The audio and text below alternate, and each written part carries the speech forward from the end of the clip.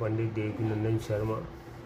पंडित देवकीनंदन शर्मा एस्ट्रोवाणी में आपका स्वागत है।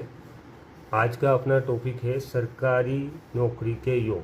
सरकारी नौकरी के लिए एक सटीक उपाय मैं बताने जा रहा हूँ।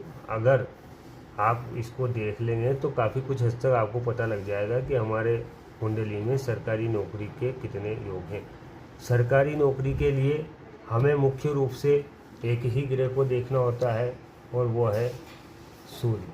सूर्य की प्लेसमेंट कितनी है हमारी कुंडली में, सूर्य किस प्लेसमेंट पर बैठा है, उसकी पोजीशन क्या है, वो एक अलग चीज़ है। ठीक है, ये चीज़ हमें ध्यान, यहाँ पर ये लग्न कुंडली हमें दिखाई दे रही है। ठीक है, इस लग्न कुंडली में कोई सा भी चार्ट हो सकता है। ठीक है, इस लग्न कुंडली में आपका लग्न कोई सा भी हो सकता है। इसके अलावा सूर्य की पोजीशन कहीं भी हो सकती है, कहीं भी 12 घरों में कहीं भी बैठा हो। ठीक है, तो भी आप उस जो नियम में बता रहा हूँ उसको देखकर आप कर सकते हैं। तो यहाँ पर आपका लग्न मैंने लिया नहीं है, पूरी कुंडली खाली है, ना तो लग्न लिया है ना सूर्य की पोजीशन बताई कि सूर्य कौन से भाव में बैठा हुआ है। डायरेक्ट तो मैं आपको ऐसा तरीका बता रहा हूँ जिसको आप देख के अपना नौकरी का योग देख सकते हैं। देखिए, आप एस्ट्रो सेज पे जाओगे तो वहाँ पर आपको एक चीज़ मिलेगी, है ना। आप अपना बर्थ चार्ट डालोगे तो वहाँ पर एक होता है अष्टक वर्ग। ठीक है, अष्टक वर्ग नाम से होता है जिसमें राशि होती है 1 से 12 तक। अब 1 से 12 राशियों को अंक दिए होते हैं। ठीक है, हर राशि को कोई न कोई अंक वहाँ पर प्राप्त होता है। अब हमें ये देखना होता है कि हमारा जो सूर्य है वो इस कुंडली में किस राशि पर बैठा हुआ है। हमारे लग्न चार्ट में हम देख लेते हैं। मान लीजिए सपोज करो कि यहाँ 1 नंबर लिखा हुआ है। ठीक है, 1 2 3 4 5 6 7 8 9 10 11 और ये 12। ठीक है, ये एक, इसको 1 पढ़े। ठीक है, तो ये प्लेसमेंट है। अब मान लीजिए सूर्य आपका यहाँ बैठा हुआ है। ठीक है, मैं इस लग्न की कुंडली में सूर्य यहाँ बैठा हुआ, कहीं भी बैठ सकता है, लगने से कोई मतलब नहीं। अब सूर्य यहाँ बैठा हुआ है तो इस वर्ग चार्ट में आप देखेंगे कि यहाँ पर 6 ये राशि है, 6 नंबर राशि है, यहाँ राशि लिखी हुई है। ठीक है, अब ये राशि आप अष्टक वर्ग में देखेंगे 6 नंबर के सामने कितना अंक लिखा हुआ है, 33। यानी कि सूर्य जिस घर में बैठा हुआ है तो सूर्य को जो अंक मिले हैं वो मिले हैं 33।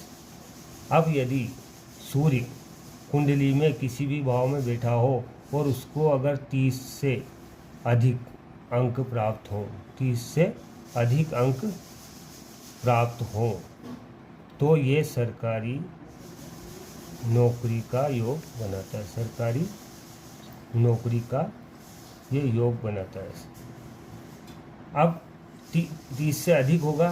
ठीक है, इसमें थोड़ी आपको 2 या 3 अटेम्प्ट तक मेहनत करनी पड़ सकती है। जैसे 33 तक होगा, 33 से 35 हो सकता है, 40 हो सकता है, 45 हो सकता है। ठीक है, इसका टोटल 64 अंक तक ये होता है। ठीक है, तो जितना अंक ज़्यादा होगा आपका सूर्य उतना ही मजबूत होगा आपको सरकारी नौकरी का योग बनाने में। लग्न कोई सा भी हो, फिर सुन लो, देख लो एक बार, लग्न कोई सा भी हो सकता है, सूर्य का प्लेसमेंट कहीं भी हो सकता है, कहीं भी बैठ सकता है। लेकिन अगर उसको 30 से अधिक अंक अगर प्राप्त हैं तो उसको सरकारी नौकरी के योग बन सकते हैं। छठा घर नौकरी का होता है, हम सब जानते हैं। अगर इसमें भी ज़्यादा पॉइंट हैं तब भी वो नौकरी की तरफ ही इशारा करता है। अब मान लीजिए सूर्य और दूसरे भाव में भी हो सकता है। मान लीजिए यहाँ पर हम देखें 11वें, यहाँ कितना अंक आ रहा है, 36। अगर वो सूर्य यहाँ बैठा होता तब भी सूर्य को कितना अंक मिला हुआ है, 36। तो यहाँ भी संभावना बन जाती है। तो 30 अंक से कम, 30 से कम अगर होगा तो सूर्य आपको सरकारी नौकरी की संभावना पूरी नहीं कर पाएगा। लेकिन हाँ, हालांकि अगर वो 28 या 29 पर हो, ठीक है, तब आपको थोड़ी बहुत मेहनत करनी पड़ सकती है। तो इसके लिए आप सूर्य देव को जल चढ़ाएं। और भी कुछ उपाय होते हैं, उनके योग होते हैं, वो हम आपको आप संपर्क करके पूछ सकते हैं। ठीक है, तो ये आपका एक छोटा सा फंडामेंटल मैंने बताया कि इसको हम देखकर एक बता सकते हैं कि यहाँ आपका योग सरकारी नौकरी का बनता है या नहीं। ठीक है, आप अगर मेरे चैनल पर नए आए हैं तो सब्सक्राइब करें, बेल आइकन को प्रेस करें, ठीक है। और इसी प्रकार के छोटे और सटीक वीडियो देखने के लिए आप मेरे चैनल को सब्सक्राइब करें ताकि आपको हर नए वीडियो आप तक पहुंच सके। धन्यवाद।